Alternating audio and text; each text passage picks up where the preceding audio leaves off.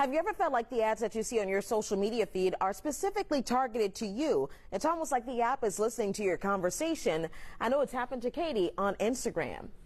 Yeah, Charisse, you know, my friend and I were talking about a specific cruise that she went on, and just a few minutes later, an ad for that specific cruise popped up into my Instagram feed. So it made me wonder, if they're not listening, how could that happen?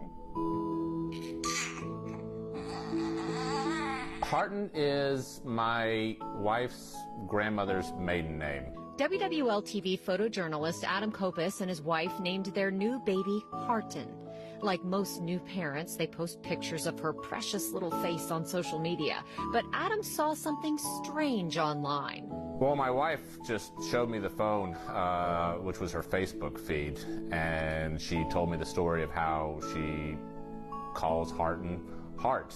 And so she's always, "Hey Hart, how are you? We love you, Hart."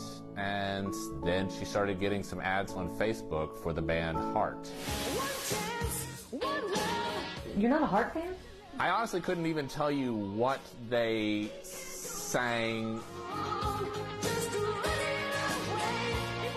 It seems like everyone has a similar anecdote that leads many to believe the apps are listening in on their conversations. Even members of Congress questioned Facebook CEO Mark Zuckerberg about it.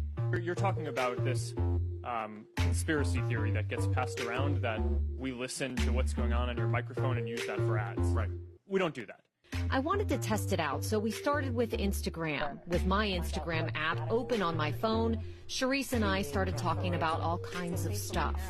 Tell me about your trip. Where'd you go? I think we did brunch at my Airbnb that I rented, and it was actually a gorgeous Airbnb. I have not searched Airbnb on my phone. I don't have the app, and it only took 20 minutes into our conversation for this to happen. There's an ad for Airbnb. Coincidence? British security company Wandera recently did a similar experiment using two smartphones. One was in a quiet room, and the company played pet food commercials over and over to the second phone to see what would happen. We weren't able to discern any kind of noticeable difference. Hey Siri. Hey Siri. Hey Siri. Hey Siri. It made me wonder if maybe the apps work like Siri. Getting directions to Louis Armstrong New Orleans International Airport. Listening in when they hear trigger words. I need a recipe for potatoes. Facebook and Instagram's founders both say they are not listening, period. But again, when Charisse and I tried it, not only did Airbnb pop up. So I'm going to Disney soon.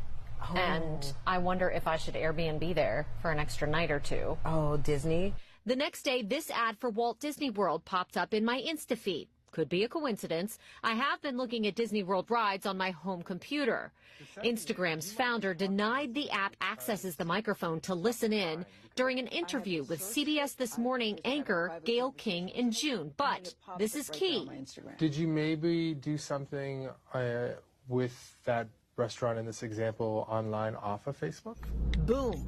What you search and interact with in apps and on the web outside of Instagram and Facebook are part of your online data profile. We can't say definitively whether or not they are. We haven't found evidence that listen to the conversations. But what we have seen is by using bits of information like, again, where you live, where you work, where you shop, tracking the locations of those things, and then just what you browse in different apps, what you search in different apps, they'll take that information, put it together into a sort of profile on you, and then that's how they can target you. That's how Will Stravak is the CEO of an app called Guardian Firewall. It lets you know what apps on your phone are tracking you, your web use, your interactions with content inside apps.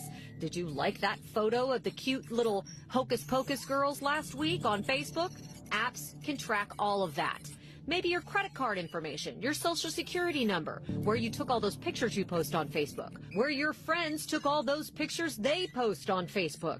Sometimes where you are down to specific latitude, longitude, even altitude coordinates. Data collection companies create data profiles on us based on all of those things and many more.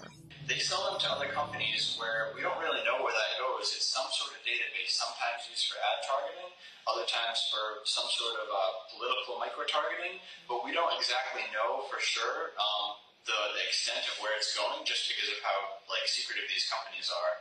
Stravak says hundreds of apps don't just allow you to do cool things. Okay, this is no makeup. Whoa. Once you give them access, they can essentially collect your data and sell it. Perfect 365 is a makeup app used by millions of people around the world.